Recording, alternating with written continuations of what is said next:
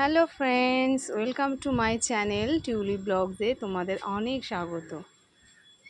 এটা আমার একটা চাপা গাছ। তো আমার কাছে দুটো চাপা গাছ আছে। একটা কালার হচ্ছে তোমার একটু অরেঞ্জ পিঙ্ক মেশানো, আর এটা পুরোটাই সাদা, মাঝখানে একটু ইয়েলো শেড আছে। এই গাছটা আমি অনেক দিন ধরে খুঁজছিলাম, সামনে পেয়েও গেছি। তো কোনোভাবে এটা আমার আর নেওয়া হচ্ছিল না। গাছটা নার্সারিতে পাইনি, আর বড় গাছ পেয়েছিলাম, ভেবেছিলাম সেখান থেকে ডাল জোগাড় করে একটু বসিয়ে নতুন করে চারা তৈরি করব। তো সেটা আর কোনোভাবে সম্ভব হয়নি।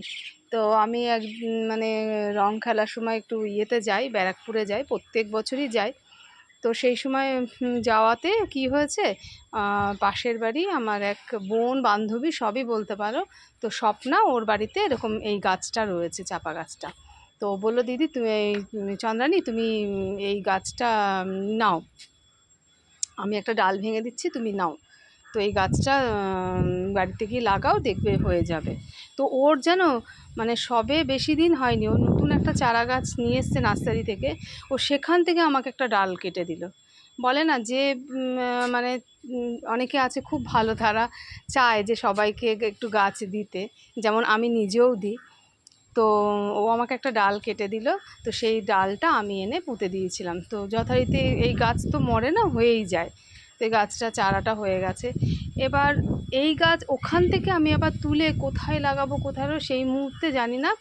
কোনোভাবে এখানে দেখো, এই টবটাতে আমি কিন্তু গাছটা লাগাইনি, পুঁতিনি মাটিতে, জাস্ট ওই শিকড় শুদ্ধ এখানে ফেলে রেখেছিলাম এই স্নেক প্ল্যান্টের মধ্যে।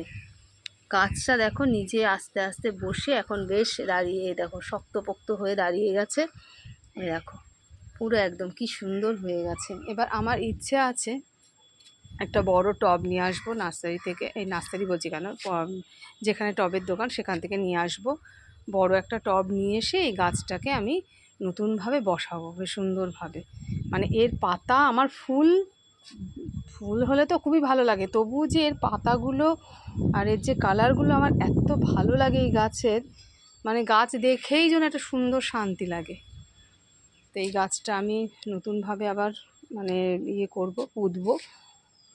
এই দেখো, এখন আশায় আছি একটু ফুলটা কবে হবে, যদিও এক না এক সময় হবে। আর আমার এই গাছটা দেখেই শান্তি লাগে।